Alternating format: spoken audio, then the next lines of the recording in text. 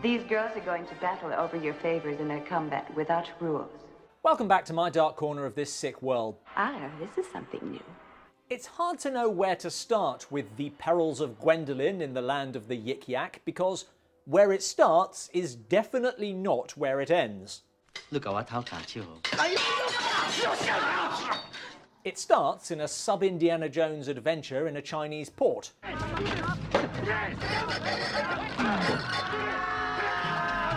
And ends in the hidden city of women who are desperate for men and an affordable clothing store.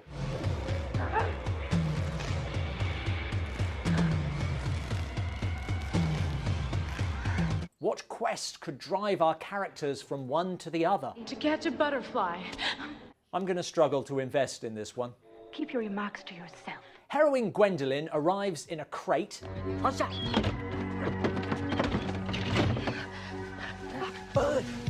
and falls foul of white slavers. While her maid, Beth, is busy being the least subtle thief in the world.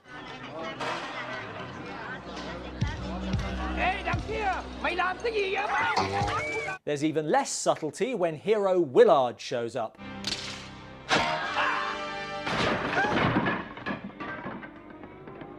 And engages in one of the movie's many stilted fight scenes.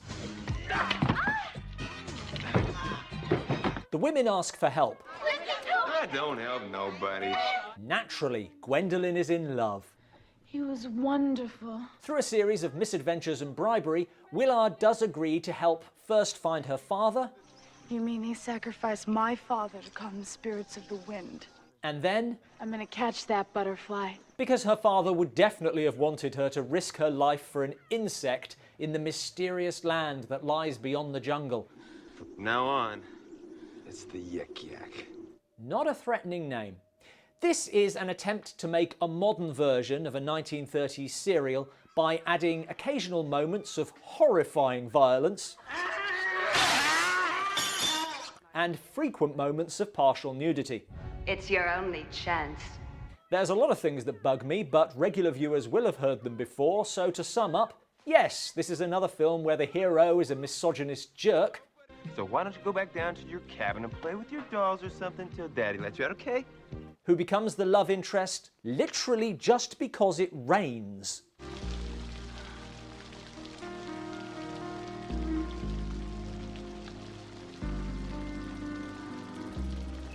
He's also running for Pope. I'm infallible. The second half of the film is conducted in bondage gear or less, but that's a long time to wait, and someone clearly felt the need to get more nudity into the first half by whatever means necessary. Take your clothes off, quick! Because it's raining? Well, how's it going? Ugh, forget it! Go get some wood! Yeah, that's the only way to get a torrential downpour into a water bottle, and you do need to because so many people die of thirst in the rainforest. Really? Back to the plot, Beth is captured and taken to a mysterious underground city. Gwendoline and Willard follow. Hey, over there's the passage. Discovering the secret factory where hot girls are made. Only women. That love story's looking a bit shaky now. Just because we had one romantic moment together, don't start sending out wedding invitations. They decide to infiltrate.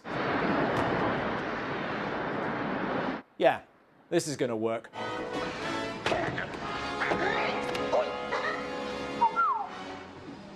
And of course, Gwendoline finds Beth in the weirdly sexual torture chamber.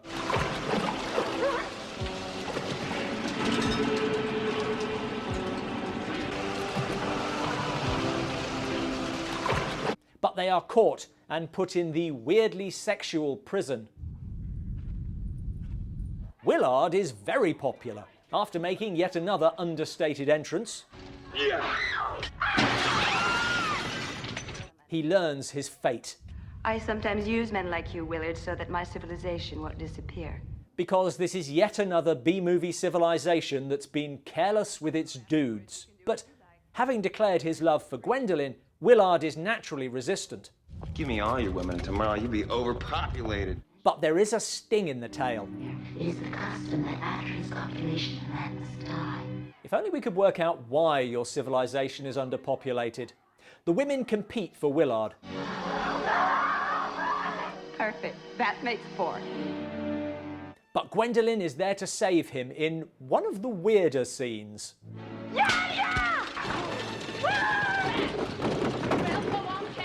I think this is the Ben-Hur remake we all want to see. Then there's the obligatory girl fight. And a public sex scene. Oh, listen, it's much easier to make love than fight 4 warriors with your hands tied behind your back. Watched by a woman wearing the Albert Hall. There's no need for vulgarity. There's nothing going on here. The second half of the film only exists to get as much screen time as possible for the underdressed women of the Yik Yak before the predictable end. I pushed a button, the entire mountain's going to explode. Obviously there are some bad people here, but they're under a dictatorial ruler. If she'd been removed, I'd like to think there was scope for change rather than destroying their entire civilization. You don't understand anything. But it's okay because... Stop!